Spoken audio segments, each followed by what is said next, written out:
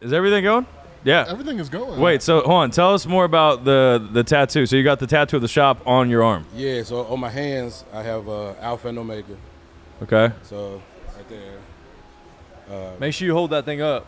Yeah, the camera's right there, man. That one's focused on you. Yeah. Okay. So, that's on you. He's like, man, check these out. My first tat that I got when I came out of school, barber school, got licensed, is on my forearm. Established 2019. I got my, I passed my testing and everything, August 2nd, 2019. Okay. So that's when I got my license. This one, the big one, is a mural piece for my grandmother. I'm a musician. Okay. I sing and stuff, church guy. You sing? So yeah. Bro, listen to his voice. Heck yeah, man. He think I get a bass. We did that. So I did that. She played the piano and always encouraged me to sing and stuff. So Okay. I got her initials and stuff there. That's on awesome, that. man. Then I got the brand, my shield. That's you know what I'm right. saying, for the barbershop. So Newbie on the back. On my Heck yeah, forearm, man. so. Who do you go to? Who's Well, like hold who on. got? Well, speaking of the barbershop and the shield, we are at Regal Barbershop here in Chattanooga. I know we're just chopping it up with the man, but Sorry. this is the Hey, man cool. A who lot of gets questions. everybody right, makes everybody look crispy, as you know what. You know, I don't want to. It's a kid show, the whole thing. Family. But Chris Newby is our guest, hanging out, owner of Regal Barbershop, head barber at Regal Barbershop, Head barber, lead barber, nah. lead barber, whatever it may be. You know? we all barbers, man. Yeah, y'all one and the same. But tell me a little bit about just the shop. Like, when did it open? Where did the concept come from? Like, tell me about the dream that's become a reality that we're sitting in right now. Okay, yeah. So stuff was manifested, right? Regal Barbershop. I'll tell you how I got the name first. Okay. So I was at my old shop down on Broad Street, Live Label. Me and my buddy started that shop over there, got them going. And this lady came in and she saw my shield and my sign. I always take my Sir Newbie the Barber with me. Yeah. That's the original, like, OG, that's my name, Sir Newbie. I got that in college. She's like, man, Sir Newbie, what is that? She was like, it's really very nice. It's so regal. And I was like, ooh, that's the name of the shop. Okay, that's kind of player. Yeah, that's a good story. kinda That's a good player. story. That's a good story I to didn't go say off nothing of. about it. You know what I'm saying? I was like, yeah, that's it. That's it. So the concept came out of COVID, man. Just kind of like dude named Marcus Harvey. He's a barber in Atlanta. He's from Tennessee, actually. But he had a shop called Musalayer down there. And he had an art gallery and like this just really kind of like luxury type feel for guys to just come in and just get taken care of. And I was like, man, that's a dope concept. Like, we should have that in the city. And I said, I'm gonna be the one to do it. And I had a lot of people kind of encourage me to do it. Like, yeah, you should do it, you should do it. So during COVID, I just kind of made like a plan, like, what do I want this shop to look like? And it basically just came out to being a really dope, man cave, where you can come in and like relax and really just kind of like get rid of your day or vent about your day. Same stuff that we do in the barbershop anyway, right? Yeah. But just kind of have this really cool cultural exchange. The artwork becomes a conversation piece. I actually sell the artwork in here too. Yeah, the concept came from that. And when I left there, I just started shopping around downtown, looking for spaces, and this one kind of landed in my lap. So what you're in is the final transformation of this.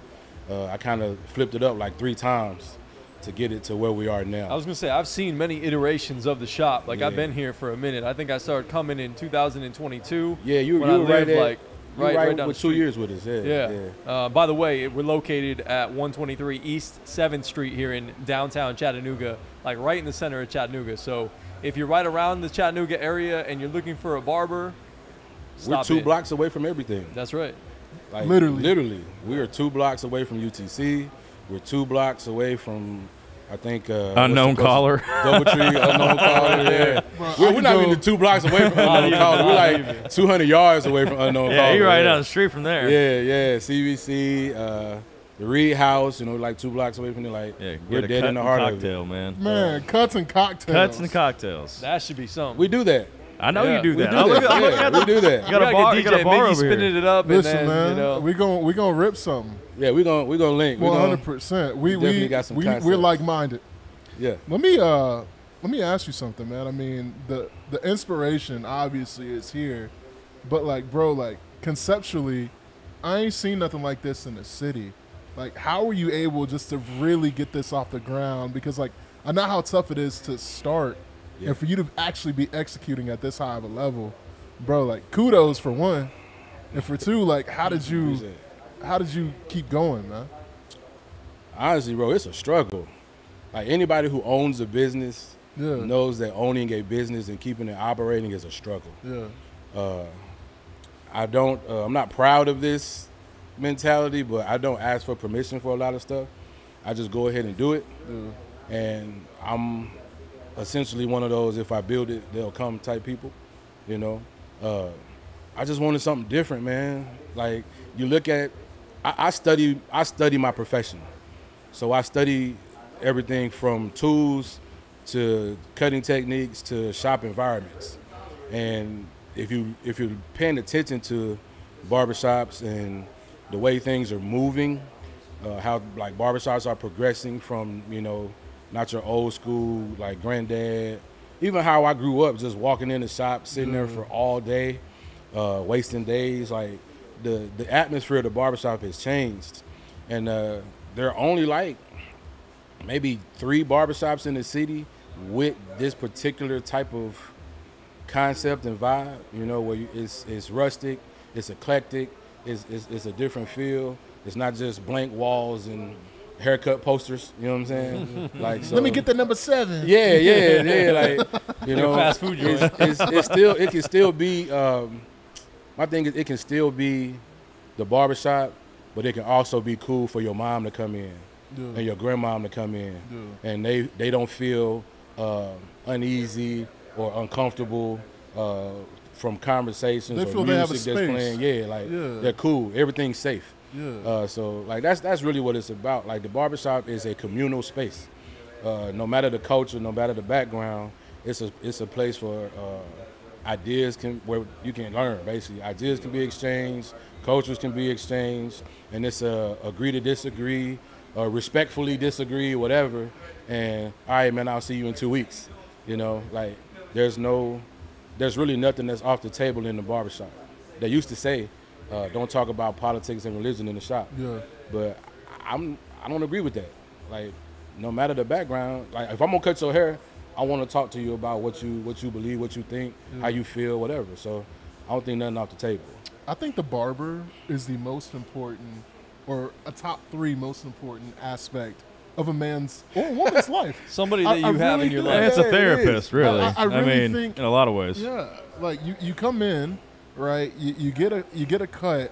Like you come in. I don't know about y'all. When I used to have like a head full of hair, because obviously I don't. Shout out to Bald Air Scalp Care. But Should get him on that. I should get you on Bald Air Scalp Care. It's for bald men and women across the country. All bald products. It's a company that endorsed me because I cut my hair. So Okay. I'll get you some oils. And Let's see what they're talking about. Yeah, I'm all absolutely. in the scalp treatment Absolutely. anyway. That's dope. We love it. We love it. Shout out to y'all, man. Send a check. No, but seriously, I was just saying that, you know, when it comes to coming into a barbershop, like, bro, like, I used to feel so down, like, not even, like, bad. Yeah. But, like, I'd be like, bro, I'm dusty as hell right now. Yeah. Like, I'm not. But then you walk out, it's like, oh, I don't need you. I got 10 other girls in my phone, you know?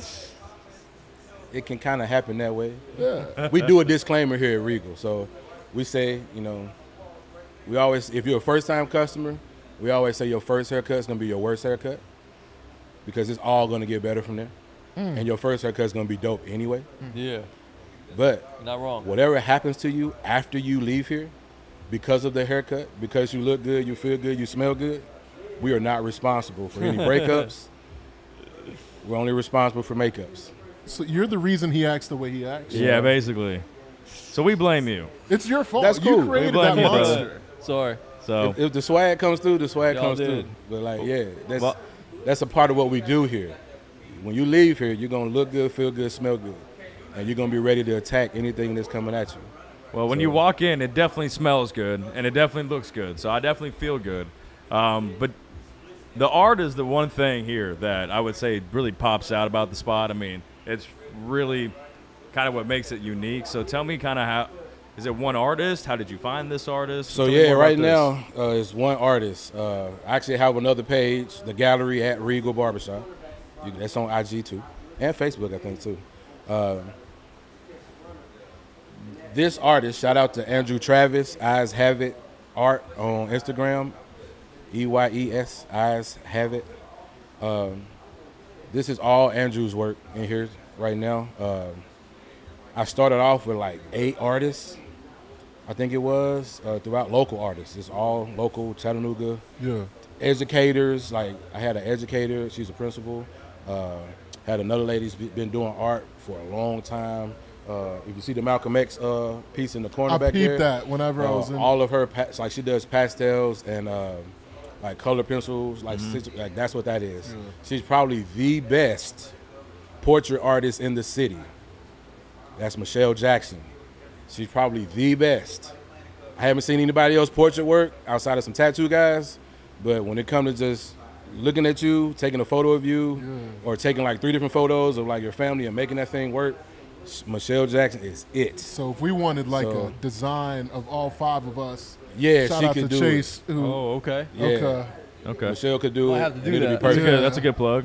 She actually did some pieces. I don't know. It was a couple years ago at UTC Okay. in the art department. I don't know if they're still there, but she did some pieces for like I guess some administration, whatever at UTC. So those still might be hanging around on campus somewhere. Yeah. But yeah, the art, the gallery part came from Marcus, like in Atlanta, just and the art scene in Chattanooga is really dope.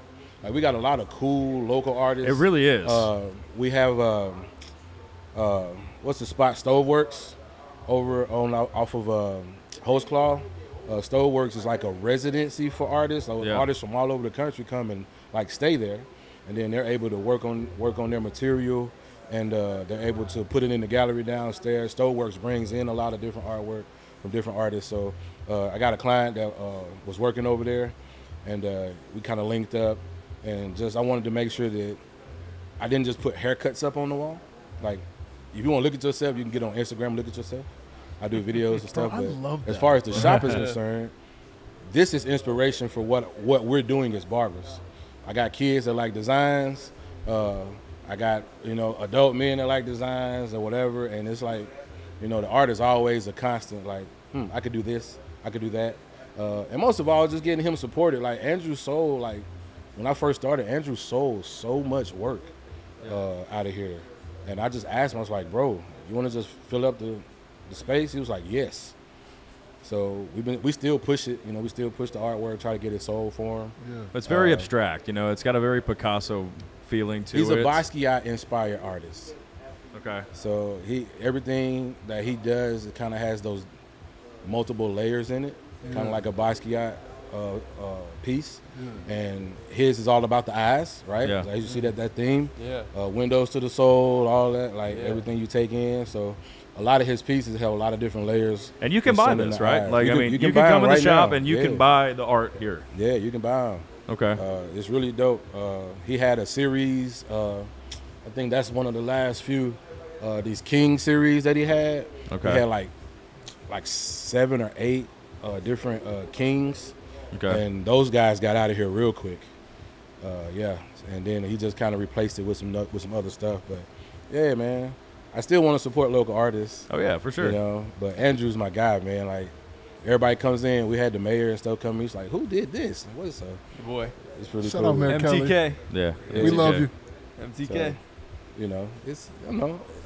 It's it's my vibe, man. Yeah. Like, Nah, it's just this is No, it's play. cool, I bro. mean, I you was just asking got the about 3 it, TV set up. You usually got one sports, one music, and then one politics, like news you going on. gotta stay abreast of what's going on. Yeah, right? you do. I got that from the guy who trained me. There's literally been, and I want to talk about that man who trained you, but there's literally been times where I've come into the shop and it's just Chris and I just chilling, and we're watching TV show. Like, he's got Netflix on and we're watching a TV show. Yeah. Like, there's been times we're jamming out to music. We got Sports Center on. We're talking about what's going on in the NBA, the NFL, college football. Like, that is the vibe of this barbershop. Like, you never know, like, what you're going to get when you walk in, but whatever you get, it's amazing. So who's the coolest person that you've cut hair for? Is there like other than me? Is there like somebody that hey, I recognize that name? Like, is there anybody cool that you've done it for? Like all the time? I would say most recently, it was a kid at Baylor, 4-star tight end. Okay. Max LeBlanc. He came in before he just got on out to Ohio State. No big he's deal. a really dope kid. Oh, man. Looking forward to watching him on Saturdays. I got a lot of kids that's in college right now, man. That Okay. football, track, basketball. Like, yeah, like I don't know. That's cool. It's not really one like that. That's most recently though. Like he's like the biggest recruit. You know what I'm saying that I've had come in. Okay. Outside of that, man, I've done some stuff. I had a client. He started coaching at Georgia Tech. Okay. And then he moved on to the Jets. Oh, that's what's up. And I think he's coaching at another college right now. So a lot of athletes come through so, here a little bit. Yeah, that's just random. Like I guess like somebody always says you attract kind of what you are. Yeah. Like behind like you attract the kind He's a of hooper clients. then. He's a hooper. Like he's like, what's Yeah, up, man? so, like, if you were an athlete or you kind of like get along with athletes, you're gonna tend to attract athletes. Yeah. So I'm kind of a businessman, entrepreneur. So that's like 85% of my clientele are entrepreneurs. Yeah. In some way, shape, or form. They may have a 9-to-5, but they're chasing that entrepreneurial dream too. Yeah. So those are the dopest conversations I have. I can't think of nobody in particular though, man. Like You had Greg Funderburg in here too, right? Greg Funderburg, Man, Greg Funderburg. Travis Cummings, he was on Channel 3. Greg Funderburg officiated my wedding. Yeah. Okay. What's good? Okay. What's good? Okay. I asked him about that. I was like, dude, you out here doing weddings? He was like, yeah, man. It's like, Man. I didn't know that. Yeah, Greg was awesome. Yeah, he Greg is officiated dope. our wedding. That was yeah. the best wedding. Yeah, that was a wild wedding. Funny story about Greg, right? So I used to work for Comcast years ago. Okay. And this when Greg first moved to Chattanooga, man. And I always tell people, I installed Greg's cable when Oh, he you first did? moved here. Yeah. Yeah, my man's the white sold him the cable. We went by. It was at an apartment complex, man, and we just walked in. And he had some really dope pictures. I don't know if it was like Obama or something. I know he had one of Fantasia, like with Fantasia and like all these different politicians. Had a picture with Robin Roberts. So I'm like, dang, bro, you been around. he gets He was around. like, yeah, I've been around, man. These are like people I know. I said, that's crazy. And then all these years later, it took all these years for me to get Greg in my chair. And I was cutting hair back then, but I wasn't like professional then. And when Travis Cummings left and went to St. Louis, at his going away party, I was like, Greg, when you gonna come sit in my chair, man? He was like, I've been looking for another barber. I need another barber. And I got hold to him, and he never looked back. Yeah, and we had some really dope conversations, and got to kind of network through Greg, which was fun. Yeah. Because I'm meeting people that I've probably been in the same room with, but I never really just said anything to, just because I like to just hang out in rooms and just see kind of like where I'm gonna fit in most of the time. But like, yeah, Greg, biggest name, Greg Funderburg. Yeah. Oh. Shout out, Well, Greg. hey, Greg, I'm gonna hit him up. I'm gonna text him after this. Say you gotta watch this episode. Biggest name, Greg We talking Funderburg. about. He'll turn in. He's like, "Oh, we talking about me? Shit, yeah, I'll tune in." Love it, Greg. Love it, Greg. Yeah. All right, so tell us a little bit about the man who trained you and your mentor and how you became a barber and why you wanted to become a barber.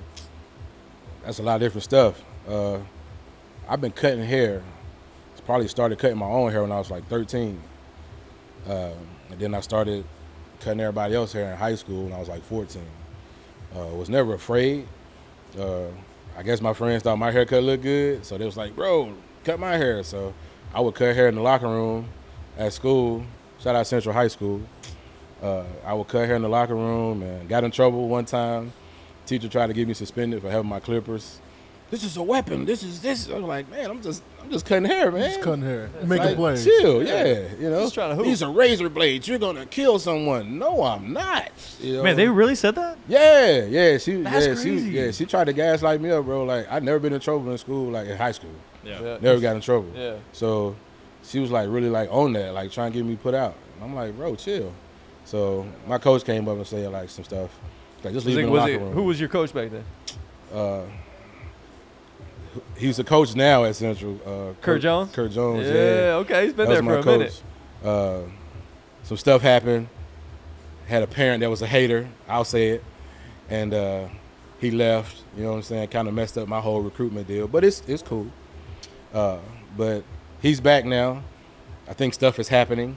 I don't really want to speak on it because I don't know about it yet. But I think it's along the lines of the same stuff that was going on when I was in school. And it's weird because he's coached at other schools, and the same thing that's happening now has never happened at any other school, just Central. So it may be a Central thing. Yeah. But we'll see. So hopefully he get to bounce back from this little situation. And he's probably one of the nicest coaches that I've ever had in that. But barbering, yeah. So started cutting hair then, and I've done it off and on. I'm 36 now, so I've done it off and on for the longest. And basically, man, went through college, cut hair. Me and my buddy Tonio were like the campus barbers up at Tennessee Tech, man, and we did everything and cut everybody, and you know, did that all the way through school and came home, still did it. I was teaching, still did it. Worked law enforcement, still did it. You know, just whatever. It was just a hobby, but I loved doing it. So we came up on some hard times, whatever, and I put pressure back on. It's like, yo, I'm cutting hair again. And I literally had people waiting outside my house on Fridays and Saturdays, like beating me home. So like, yo, bro, come on, let's do it. Let's get it. You know, Saturday morning, 6 a.m. I'm people outside my house, like, you know, ready to get haircuts in my kitchen. And when it all said and done, my wife was the one that pushed me to do it professionally. And she was like, why don't you just go be a barber? It makes us money. You like doing it. It'll be okay. And, you know, if it doesn't work, we'll just pivot and do something else, you know. And I was like, no, I can't be a barber. It's not a real job. And the whole time, barbers out here owning property and putting people through schools and everything, like cash, you know. So I was like, okay, cool. So I pursued it. And my teacher at Chattanooga State, I'm actually the second graduating class out of Chattanooga State's Barber Academy. The first class was like 5 people, and then we came in with like 17. Yeah. And a dude named Michael Muhammad, he's a local legend here with the Clippers, but he's been all over the country, really all over the world. And he worked exclusively for like Wall for a time, and he was like one of their platform artists and stuff. But he was my teacher at school, and Mike really, like I soaked up everything he gave out, you know. It's like a coach, right? You get people that are gonna either take it up, and you gotta force feed them, or guys that just don't. That's essentially how he is. Like, you're gonna either pay attention to what I'm telling you, I've been doing this for 40 years, or not. Or you just not. Yeah. So Mike is the GOAT. Anybody that's cutting hair well in Chattanooga most likely came through him at some point in time. They learned something from Mike. So I fell in love with technique and like really getting crispy through him. And then I fell in love with the business aspect, just going to shows and meeting like business-minded barbers. You know, just trying to figure out like how does the money work, how you save, how you do all this other cool stuff like this. And yeah, that's how I got going. So here I am 5 years later, like locked in, and you know, I think I'm one of the top barbers in the city. I stay busy, so that's the people, right? So the people say it, then I am. So I've been nominated for some BEC stuff too. I was gonna say, I've seen you at the BEC Awards quite a bit. Yeah, I've been nominated. If you had to compare your barber skills I know where you're going on this. to either an NBA player or an NFL player, who would you be, and why? That's crazy. I ain't even never thought about that, bro. This is Mickey's favorite question to ask. I love He it. always compares everything to NFL quarterbacks. I compare things to NFL quarterbacks. To NFL quarterback. Yeah, and you can do retired as well. I'll even open it up. So my record as a professional, licensed professional, for you unlicensed haircutters at home,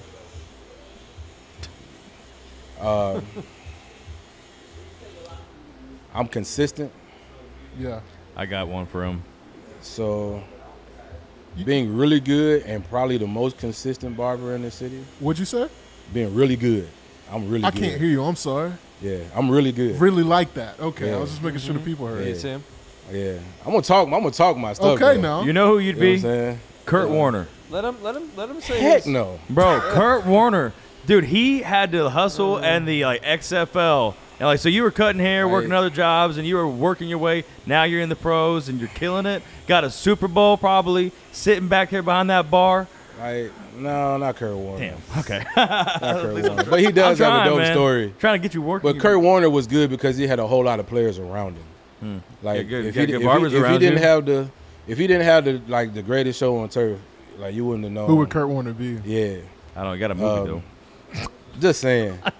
And I do got a dope barber with me. Joe is really good. Like, And well, I was gonna ask you about him later, but let's but figure out what we'll quarterback. test that. That's crazy, man. I don't know. Like, I know. what I just quarterback? Threw yeah, I mean, you Like- can even do a player. If I was a player, like I would like. So this is probably just showing my colors. I'm a Ray Lewis disciple. So like, if I had to be a player as a barber, I'd be Ray Lewis, because I want to inspire other barbers to be dope Yeah. and really like get them to like talk their stuff, but really Yeah. show that they're great, really tap into their greatness. Because that's what Ray did. Ray talked to you and got you going the way you just turned on to another level, right? Yeah. And then at the same time, I'm gonna still do that. I'm gonna continue to raise the bar, you know, because Ray was consistent. You knew you was gonna get somebody coming downhill. He was gonna make the tackle. His instincts is crazy. That's me. Like, I'm in love with the profession that much. Like, I love that answer. That's Ray Lewis. it's, I love that answer, bro. That's a great, solid. I don't have a quarterback mind. So you're like Ray Lewis, but less angry, and I love that. I'm always angry, bro. Oh, there You gotta know me though. He's You a gotta know he's a me. Miami Hurricane fan, so he's been Like- angry for a very Oh, long You time. gotta man. know me. You gotta know me. I like that. I like that. So that's Plug, why he plug. likes Ray Lewis too, man. Like- It kind of just follows. The I- you. I'm just rough. Like, people always say, like, you rough, man. You rough. Like, ease up on it. Yeah. I don't Are know. you I from was Miami? raised by no. My godparents from Miami. Yeah. Yeah, I'm blessed to have two sets of godparents. My second set, he's from Miami. Okay. Yeah, so we're all just. But I was a Miami kid, like just watching Ray Lewis and Ed Reed and Sapp and McGahee and all the dope Miami Is players. Antrell Roll there too? Yeah, Antrell Roll was Antrell there. Roll. Sean Taylor. Sean Taylor. Sean Taylor, R.I.P. Reggie Reaper. Wayne. Yeah, Reggie Wayne. I guess Michael Andrew Irvin would've been. James. Michael Irvin was. Michael Irvin was pre. Michael Irvin was before, Yeah. technically Yeah. before me. I was born in '88, so That's true. technically. But it's like I was just thinking about Miami greats, and he's up there.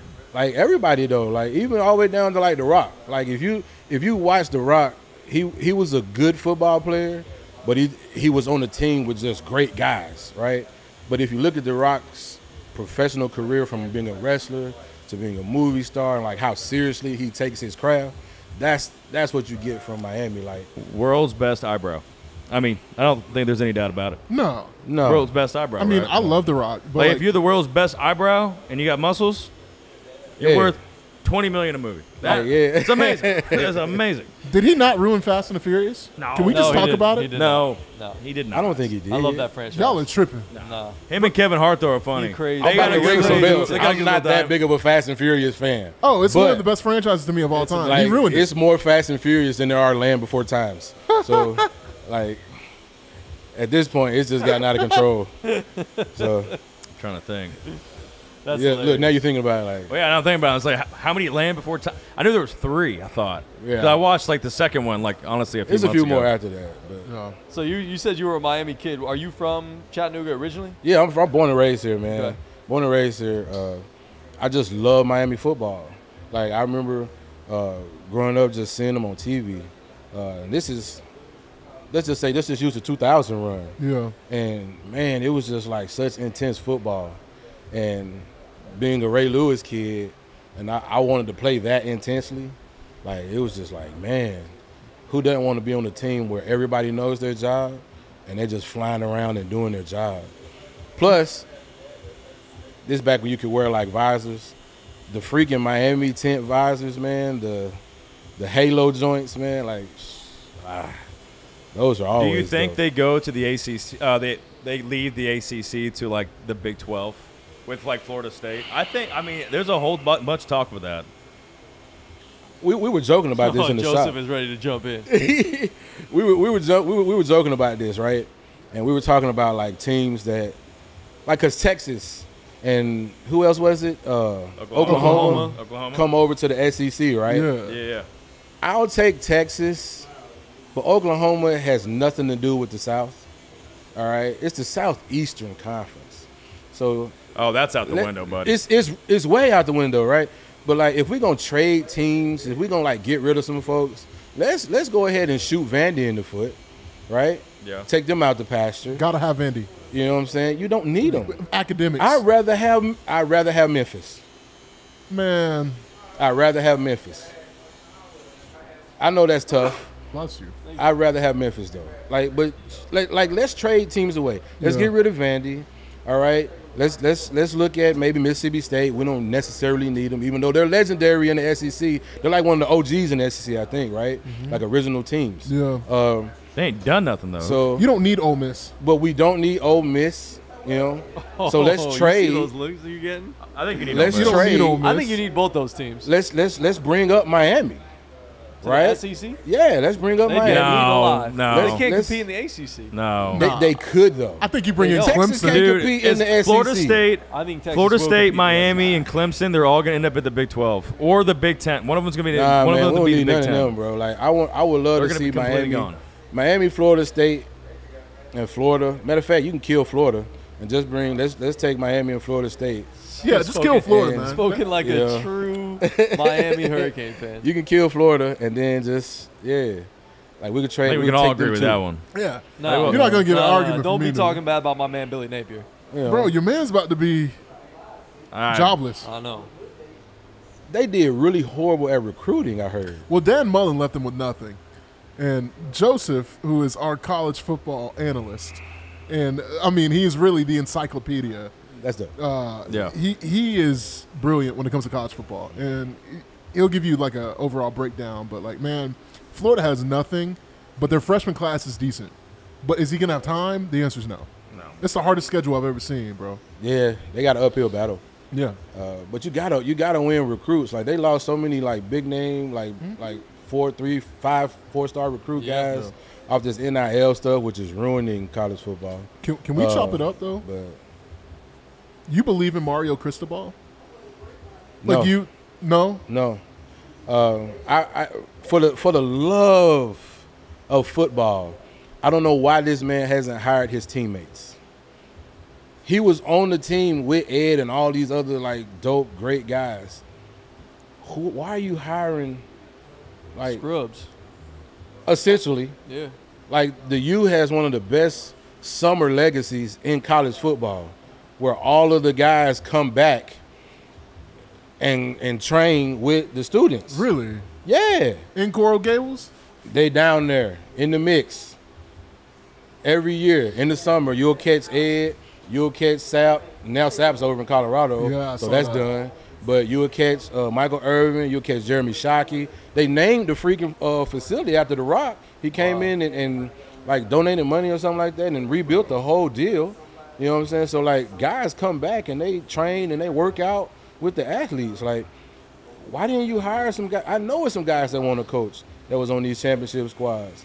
I would hire, McGahee. Willis McGahee. Running back, Yeah, I would hire him too. He but was- maybe you don't want to go. Maybe you don't want to do it. I would hire Frank Gore. Bro, I was just thinking here about the star power that's come through Miami. Like Adrian James goes down there and still Adrian like shows up. Like James. it's guys, man. I mean, roll like him. Like they Coaching they DBs. show up. Did Santana Moss go to Miami? Yes, Santana Moss was dude. that guy, He was. boy. yes. Santana Moss was like that. Like I love Santana It's a Moss. number of guys that As I a think Washington fan. would Yeah. be great. So I don't know. It's just weird to me. Like you Yeah. don't see that at any other campus. So no, I don't believe in them, especially after the whole. Georgia Tech debacle. Yeah, that was crazy. Miami going into North Carolina, which is always one of the toughest games for Miami. North Carolina shows up for Miami, right? If you win that game, you're undefeated going into that game. Morale's high, and it's like, yeah, we finna go, like, we're gonna keep the run, right? To just suck the air out of a room, man. It was dudes on the sideline crying like the season was over with. Over one play in the middle of the season. Yeah. Now you go into that game 4-1, destroyed because of a play call that I feel like the players should have had presence of mind and be like, no, we're not doing that. You know, like even the running back should be like, all right, give me the ball, I'm gonna fall. Yeah. Like we're up, so you don't risk it, right? Yeah. Yeah. So I don't know. I think that comes with maturity, but yeah, the morale going into that game was terrible. And as a coach, I don't know any coach that's like, yeah, we're up. We're going to still do this. Time's running out. Like, because the defense was trash. They've been getting pushed around all game. I call it like it. I told you, bro, I'm a fan, but I'm not like, I'm going to call it like it Not is. a homer. Defense was trash. So you can't trust them to make a play. So why do that? I'm looking at last season compared to this season. There's two guys that stick out. One is, to me, the best lineman, I would say arguably outside of my man at LSU. What's his name? Yes. Will Campbell. Yes. Will He's Hamill? good. Campbell. Will Campbell. Francis. Big Francis, 61. As well as, I'd say a Heisman dark horse. I mean, what The we got? QB? Yeah, Cam Ward. Yeah, Cam Ward. Came from Washington State. He's confident. Wazoo. Yeah. He can ball. And I think a lot of that maturity that you're looking for, he's going to be able to have, and he just makes big plays. He's definitely he passes the eye test, as they say. Yeah. Like he definitely passes the eye test. And he just did an interview. They posted on Instagram, and he was like, yeah, you know, Miami is coming. Miami's going to be, it's different. You know, Everybody keeps. I feel like everybody says that every year. every year. They're trying to every year. resurrect the U. You know, they give USC a top 5 spot every year, like they're gonna win something. Notre Dame would be ranked number 2 for whatever reason. We Hey, talked about that last it'll be episode. weird, you When know? we Yeah. say death taxes in Notre Dame being ranked in the top 10. Boom. Yes. Things that are guaranteed It's in true. life. Every Facts. single year. Things that are guaranteed Facts, in life. man. But y'all So- are ranked too. And What are y'all ranked? who we at? Here, We I in got top it. 15? No, I think it was like 19. That makes sense. 19, yeah. Okay. Y'all That are makes 19. sense. Top 20? That's straight. That's nice. That's decent. that's a decent, because they've been higher in years past, and then they just kind of trickle down, you know. So I think they ended up being a couple years ago they ended up getting to like number 2, something like that. They were undefeated for a second, ended up getting up to like number 2, and then they just lost everything after Yeah. that. Ended up not being ranked at all. So yeah, I mean, Miami being good is good for college athletics. it is. Yeah. 100%. It is. 100%. It is. It evens out your conference situation. Yeah. You know, but this being said, They're paying players, though. So, I mean, they ain't paying enough. Miami's a private institution, man. So, you know, That's what it is. Bags are heavy. yeah, Everybody. you know, Miami. know. The reason Miami is the way they are is because they were paying guys before. Yeah. So I know. So the culture's already there. You know, It's like the now culture's working in their there, but, favor. you Been know, installed. they're trying to still get away from some of that stuff. I think. Let me So, see. Let me ask you a question, man. In terms of fans, right? The U used to be like popping, right? Sellout crowds. yeah. You remember. Orange Bowl. Why is there such a fan attendance issue with the Miami Hurricanes? Like at football games. And like, I need you to have a microphone because Hard I don't Rock? know. See, they have Hard only. Rock is weird now, man. I don't know. I just think it's just legacy stuff, man. Yeah. Like Miami's running on fumes, man. Yeah. The U Like, juice is yeah, like, it's gone. just The U juice. it's getting spoiled, right? Sounds gross. Is that a good, like, it's getting spoiled? See, Miami, they Yeah. have, so their 2025 recruiting, their top 10, they have not signed one 5-star. Where's the 5-star money? Like, where's the money that got you all the guys back in the 2000? I feel like You got to win. well, you got to put guys there first in a lot of ways. You got to win. To win. You got to get coaches. Like, you got to.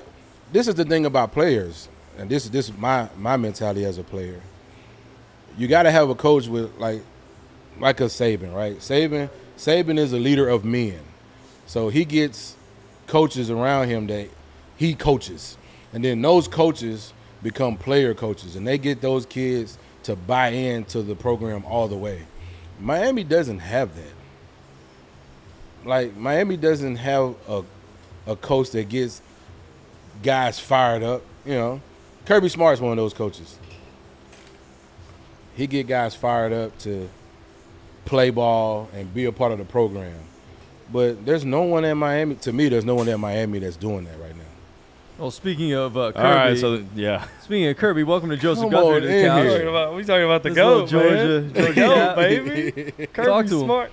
I wanted to address what you guys were talking about Miami. The fan attendance. Miami's a pro town. Like the Dolphins come first. That is People true. care more about the Dolphins than they do. But they moved the stadium. They moved the Orange Bowl. Yeah. So when they shut the stadium down, the students in Miami, it's a trek to get to Hard Rock. Mm. So like, you go downtown in Miami, you're a little drunk, you pregame a game, you got to find a way to get to the game. get to Hard Rock. It's Like, hard to yeah, get there. it's It's, not like a like- chore. Yeah, it's not like if you're in Tuscaloosa or if you're Happy Valley or you're in Baton Rouge, the stadium's on campus. It's right there, yeah. So you can go to the bars, you can pregame, walk to the Tailgate, stadium. Yeah, you can walk all to the that. game. Miami doesn't have that. Yeah. So when they lost that, then on top of that, the team's not been Great. Team's not been great. Not been very good. I mean, Say they've it. not been I'm not great. offended. Yeah. But, they've been outside of that year. They had Mark Richt, and I think that's the year you were talking about. They went, Yeah, they hit number 2 in the polls. They beat something like Notre that. Dame. They were like 5-0, and then Yeah. Just boom. Plummet. all downhill. Yeah. But I mean, you've got when it comes to Mario Cristobal, you can count on him recruit. Like he's going to rack up classes. He's going to rack up recruiting classes. He did it at Oregon. He did the exact same thing at Oregon. Then you're going to do what you did last year where you lose to Tech. I mean, he did it at Oregon. He lost to, he'd lose to Utah Yeah. on Utah's down years when they weren't just pushing everybody around playing bully ball. He'd lose to like Cal randomly, I mean, he did win the Pac-12. I'll give him that. But there's not much transition in terms of challenges of winning the conference, moving from what Oregon is to, or what Oregon was to the Pac-12 in terms of their position in the conference versus what Miami is in the ACC. You got 5 stars. You walk the block, there's a 5-star receiver. You're in South Florida, man. I don't know if Miami even recruits in Florida. Like, they had the whole state of Miami thing. Yeah. Like, everybody else comes down there and pulls kids out. Yeah. But if you look at Miami right now, their roster is full of, like, Tennessee guys. Yeah. Not saying that's a bad thing. It's a few kids. Tyler Barron is that- there now, that- right? Yeah, that came from, Yeah, like, from Oakland Tennessee. and stuff up in, like, Yeah. Knoxville and middle Tennessee area. Them kids down there balling, man. I think, Yeah. and I'll have to fact check myself on this because I might have the year off. I think it was like 2016, between 2016 and 2018 or something like that. Saban won a title, and like his whole secondary was from South Florida. Every starting player on the secondary was from South Florida. Can't go So wrong. it's like all you got to do is put a fence, and you'll be good enough to be top 15. Put the Yeah, I walls mean, of the state of you have Miami to. back up. Like, Put them back up. Well, that's the from- thing. You also from have to Orlando compare- and Tampa down. You have to compete with, like, you talking about Miami is there. You have to compete with Florida State. Like, I know Florida's a big state, but like, there's a lot of schools in there that you got to compete with recruiting wise. Florida and Florida State getting guys from like South Alabama and South Georgia and yeah, South Carolina and Texas and Louisiana. pulling from Georgia. Yeah, they pulling. Yeah, like all those North Florida teams that they getting. The honeypot is literally between Tampa, Orlando, and down. Yeah. Like that's where you're gonna get your athletes. That's what Dion always talk about. Dion, I need them dogs. That's where Dion from down in there, man. Yeah, like yeah. you got to That's get true. guys He from did in say there. that. Like all these guys we talking about, these dudes was from South Florida. Yeah. That Miami was great because they was getting guys from South Florida, and they bring in a quarterback from California or somewhere. I and mean, let them kind of manage the system. quarterbacks in Yeah. California kind of worked out. It Like that's Cali like raised if you quarterbacks. pulling, Cali's all quarterback. They ain't got no linemen. Cali raises you're not gonna get quarterbacks anybody and wide linemen. receivers. Texas, Running you're gonna backs. get O line and D line and running backs. Yep. And Midwest then, is like tight ends and D yeah, lines, O you get lines. some, Big right up in Iowa the boys. yeah, exactly, that's yeah. exactly. yeah, you Corn get those fed, guys. yeah. Yeah. And then the South, you get a pleasant mixture of big, athletic guys that can play DB, linebacker, inside out, wide receivers. safeties. You might get a random quarterback out the South every now and then, but your running backs are going to be super athletic, either 225 and 6 feet, or if you're 5'11", whatever, and run a 4.3, or they're going to be freaking 250. You know what I'm saying? Apparently, and 6'2", 6'4", Yeah. and run Charging a off the 4.4. edge. Like so you get like you get a good mix in the South, I think. Yeah. Of Yeah. just big and athletic guys, but those guys are being recruited by West Coast teams, right? And West Coast is winning. Midwest teams are winning. One, because guys want to play. Like, I think football players, especially like high school, going into college, these guys done got smarter. It's not about just going to the winning school, but it's like go to the school that wants me and go to the school where I know I'm going to play. Because who wants to sit until they're a junior? Yeah. Nobody. Not a lot of people. Who was that did that? Saints running back. Alvin Kamara? Kamara? Alvin Yeah, Kamara, Kamara, he yeah. did that, right? He was He at bounced Alabama. around, slid out. Bama, Well, didn't he get kicked out? Didn't he get kicked out of a school and then go Alabama. to I think he Vols? got kicked off the team. And then he went to the Vols. Tennessee. Went to the Vols and made a name though, right? Yeah, he made a name. Like for went himself. crazy, but he was behind Derrick Henry and all them other guys. So like, I think when he on the roster with all them guys, he was like Probably. Yeah. He was behind. Kenyon Drake. Kenyon Drake. Yeah. Just retired Kenyon Drake. Did he really? Yeah, I Really? think so, yeah. Wow, Eric gone. That's crazy. Tavon Austin retired. Oh, I saw saw that. that. That Yeah, hurts, too. yeah, That that's hurts, crazy. right? I did see that. Former Packer great. These guys just retiring out of nowhere. Like, I mean, Those football careers short-lived sometimes. hey man, Can they be. say you only guarantee like 3 years. Yeah. They try to get you out there before they owe you a pension. Yeah. You get 4 years. 4 years is the pension. You know, so yeah, they So- try to get you done. To move on to roll back to Miami, what's a reasonable expectation for you for the what's a record that you'd be satisfied with? I think like any Tennessee fan, maybe like 8 wins. 8 wins. You know, 7. You know, Yeah. 7 good wins. Yeah. I think You know. Tennessee's expectations are a little higher than 7-8 wins. Tennessee's expectations should be 7 wins. Well, I Who is mean, it? Yeah, I don't know. No, Wow. I think it's something that's overlooked in college Yeah. football is teams that are trying to build back. Teams that are Yeah. trying to build is just learning how to win. That's it. Like I understand, Vols fans are optimistic, and you have every reason to be. Only thing worse than the Vols fan Because- is a Dallas fan. You're not wrong. Cowboy fans are terrible, but I wouldn't put Vol fans up there. Depends on which fan base you have. the Cowboys, their value, they're the first $10 billion sports franchise. Yeah. Man, they ain't won nothing in 25 years, and somehow they grow in value. I don't know. I mean, shoot, Tennessee has won more recently Yeah. than the Dallas Cowboys. Yeah. So I don't understand where. I mean, I guess it's property values or something. I mean, I don't know how the brand's Hey. so strong. It's on the oil field. But I mean, it's something. It's something I don't know about. that's respectfully though. Like Dallas Cowboy fans are the worst, but UT fans, you have a good mix. Some are just delusional, and then others are like, we got a young team, Yeah. but we did really good, so we're building on top of that. So, like Tennessee got the energy. Like Tennessee defense, I think they kept most of their guys. So Tennessee defense Except gonna for Tyler be Barron. stupid. Like them guys last year, consistently they were playing some good football. And you got a young quarterback. I think he was top in the nation, whatever. He's string being thin, so hopefully they put He's a some weight on volleyball him. player. So hopefully he turns out, to be. He looked good in the bowl game. Yeah. Nico's good. So Yeah. hopefully nobody hits him. That's real, man. The SEC is huge. So, like, to fly around with guys that's 6'8", 300-something pounds, and they moving, like, that's a big deal. He's going to get hit. Yeah. And then you got, like, hometown hero, like, Mbu. Boo That's going to be Carter. up there. I keep Marcus hearing Gorey rumors. Jr. is there, too, from Bradley Central. They got a couple So local they got kids. a couple Chattanooga They got a guys. shit ton of wide receivers up there, too. I mean, we were talking about this on Monday. They can got a stretch the shit ton of field. wide receivers. They can Yeah. stretch the field. So I'm going to deep. give UT their flowers. Yeah. So- They can stretch the field, but like the expectation shouldn't be 8 wins, 9 wins, and possibly a playoff run. That shouldn't be that, because I don't think Alabama's gonna miss a beat. You still got to contend with LSU. You still got to contend with Ole Miss, because they gonna put on a show. Yeah. You got to worry about Texas. I don't think you have a concern out of Oklahoma. Not yet. But then outside of the SEC, you're going to look at Ohio State that's going to probably be coming downhill because of how they finished their season last year. So in the 12-man playoff situation, if Tennessee does go like 8 wins, something like that, even Miami, like they're going to definitely be at the bottom of that, 11-12 situation. Then you got to climb that ladder. So it'd be rough, man. But bowl game, definitely.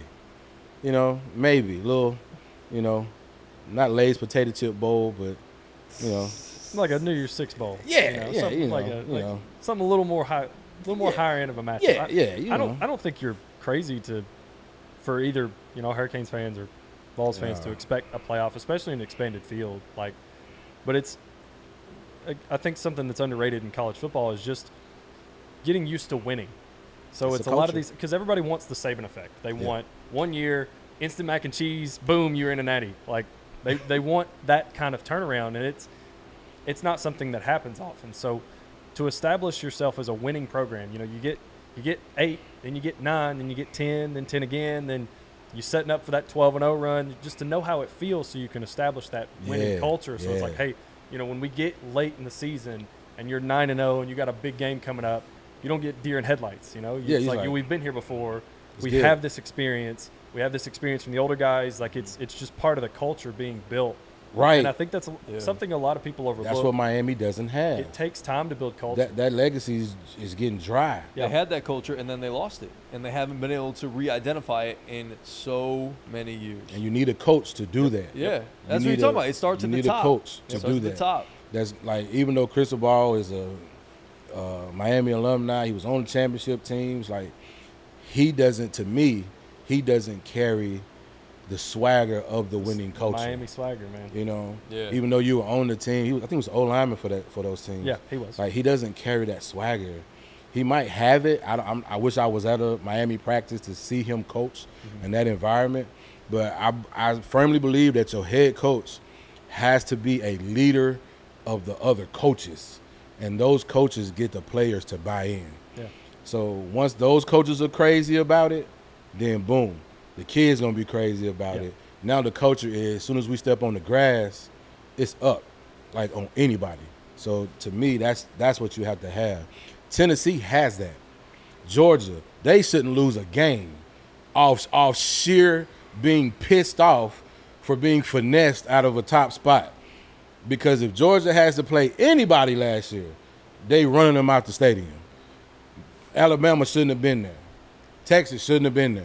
I'm saying it. I don't care what anybody else thinks. I respect the takes. Shouldn't have been there. Georgia earned it. Number 1 team in the country. How many games they won? 25 straight, something crazy. They haven't lost to somebody not named Alabama since 2022. And they go and they lose 1 game, which is SEC championship, right? Yeah. Doesn't technically matter because they went undefeated in the season. That game should not carry more weight for an Alabama team who've been struggling all year. And I mean, just you take if they counted mental penalties, I'll take those and nah, they can't play at the top level with teams that's crisp, like Michigan, who was crisp. Michigan was damn they good were last crisp. year. Damn good last year. And you could see it. Those guys was bought in. They were hungry. And they knew they were going to do something special. Yep. So you got to let them play against a Georgia team that's bro, we've been doing special. Yeah. We've been killing everybody by 30-something, 40-something points. Y'all going to have to really come play us. Georgia would have ran them boys out the stadium. When you talk about conference championship games and things like that, it just broke today, or I guess on Thursday when this is going to drop, but the College Football Playoff Selection Committee will no longer use conference championship games as one of its tiebreakers. Perfect. I mean, give it 3 years. You have been heard, my friend. You have been heard quickly.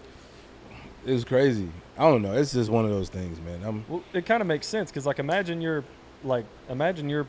let's say for this year, for example, you've got Georgia, Texas, and Ole Miss at the top of the SEC. Yeah. And you've got Georgia or Ole Miss and Texas are playing, and they're both undefeated. Mm-hmm. They're, rolling in. They both know they're going to make the playoffs. Do you really want, is the first round bye worth potentially losing a starter? Because, if you're undefeated and you lose the SEC title, you're probably a top 2-3 seed. Yeah. So if you lose, you drop to 5, and you get the 12 seed, so you're playing Liberty or App State. Or Tennessee. No, a 12 seed would be a group of 5 team. Oh, well, it has to be. It has to be. Yeah, they got to give them a shot. Cincinnati. Yeah, you could be. And the thing about it, with it being auto bids, you could be playing a 10-2 Cincinnati. Yeah, but And so is that it's a serious option you have to weigh going into coaching that game. So, if they've already gotten to the point where they're not going to weigh them, it won't be much longer before they're just why do we even play these games? It's easier to play for. It's easier to play for, top 10, than it is top four. Yeah. Because then you kind of can strategize what you need to do. You know, I said that at one. I think it was the year they did the rematch game between was it Georgia and LSU Georgia and or something Alabama. like that, or Georgia and Alabama. I was like, they can lose one. Like give Alabama the SEC championship, and then we'll see y'all in a couple weeks at the national championship. Like that's a money grab, you know, to me, thinking like from a administrative position, like, yo, we can get this money out of this. Like, go ahead, let them win that. We'll get the TV deal and the win for that. Like, you know, or like whatever. But everybody wants to go undefeated, so you want to. That's up to the players. Like your players are gonna always should give you 100%, right? So, but you want the best outcome, and if you can drop one game, and why not? Strategically, you know? And then stop having these guys sit out, right, for the bowl games. Like you got to play because you really playing to win. So now everybody's got incentive, I think, to like play and be for real. So I don't know. College football is it's gonna be so much better with the 12-team playoff. I think, you know, you go ahead and wash out the 11 and 12, get them out the way, and then get into some real serious football. So it'll be cool. I'm looking forward to it.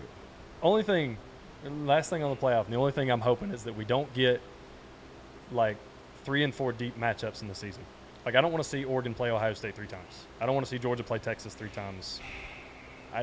Personally, that's just me. I understand I very much could be alone in that. Some people would like, especially anybody that's a little more NFL minded, be like, hey, you know, these are the best teams. It's hard to beat a team 3 times. Like, it's hard to beat a team twice. So I mean, you play in you get once those in the regular sweeps, season, man. That's special, right?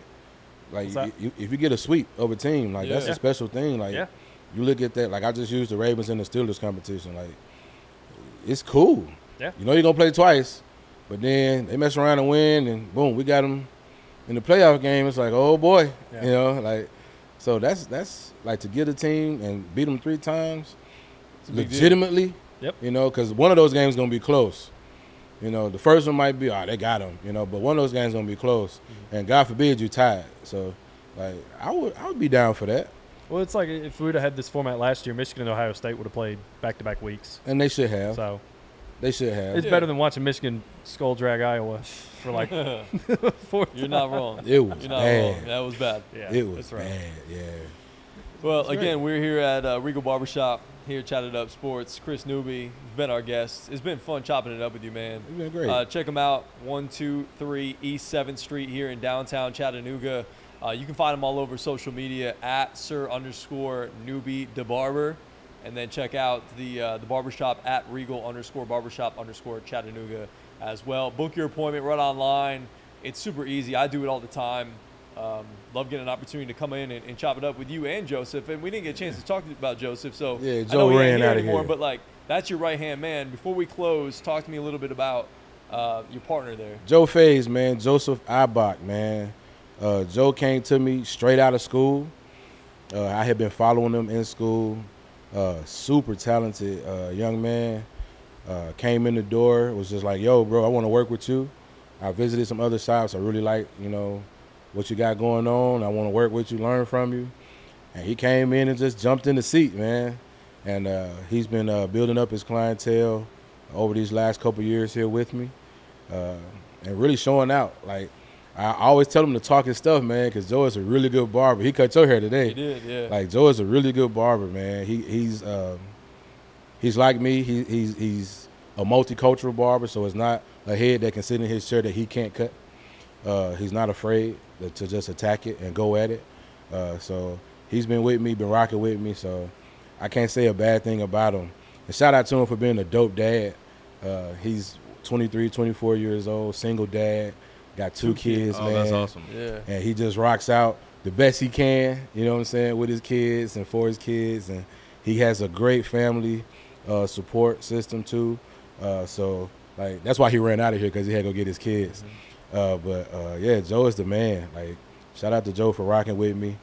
He also has a Regal Barbershop smock, man. He put in time to earn that. So I'm glad he's here with me. We have fun. He's done some events with me around the city. We did the National Black Market this summer. Just kind of celebrate the shop anniversary. and he went out there and showed out, man. So appreciate Joe. You know, he's here Thursday, Friday, and Saturday on the books. But if you give him a call, he'll definitely pull up on you if he can. Just meet him at the shop. So he's always open for business. But Joey Fades. Love that. yeah, Regal Barbershop. The Barber Joe on Instagram. What is it? The Barber Joe. Okay.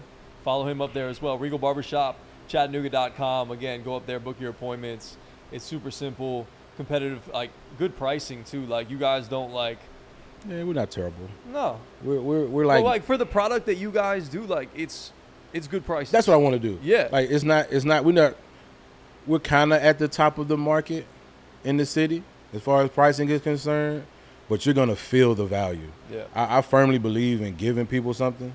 Like it's not just I charge this because I'm this. No. Like that's crazy to me, bro. You laughing, but that's crazy to me. Like folks is like, I'm charging $100 a head. Why? You know, no, don't do that. So I like to be. We have to make money. We're business owners, Of course. and stuff has to get paid for, and we do this to make it like for a living. So we have to take something home. But I make sure that you guys who sit in the chair get the value. Like I said, look good, feel good, smell Play good, good. ready to go, and play good. Yeah, like Deion Sanders at his best. That's right. So That's right. that should be a T-shirt and a tattoo on somebody. It should. Yes. It should. Joseph, you got it? Probably is. Right Right on on the the back. leg tap. Yeah, right on the leg. Let's get that on a leg Leg tap. tap. Yeah, quad tap. But again, follow us all over social media at Chatt It Up Sports, TikTok, Instagram, Facebook, Twitter, all that good stuff. Follow the podcast wherever you get your podcasts. 5 stars, nothing less. Tell a friend. And yeah, we're here with you every Tuesday and Friday here on the show. And this is a special episode that we get a chance to hang out in the barbershop, Regal Barbershop. Again, check it out on social media. Check it out online as well. And come see Chris, come see Joseph. Like, they do great work out here at Regal Barbershop. And it's been an honor to be able to hang out in the studio or hang out in your shop. Hey man, the for, honor, for a while. the honor, the pleasure is mine, man. Anytime y'all want to come back and do this, I ain't got to be in front of the camera. I don't really care about this, but I would love to come and do like a live show from here. I just want to, yeah, we can. Let's do it. Let's set it up. Like anytime y'all just want a space to just come do something, man. You know, you guys are more than welcome. Appreciate It's that. a part of the Love barbershop, that, brother. Thank you. There it is. Yeah. Chris Newby, Regal Barbershop. Check it out. We'll see you on Tuesday. Peace.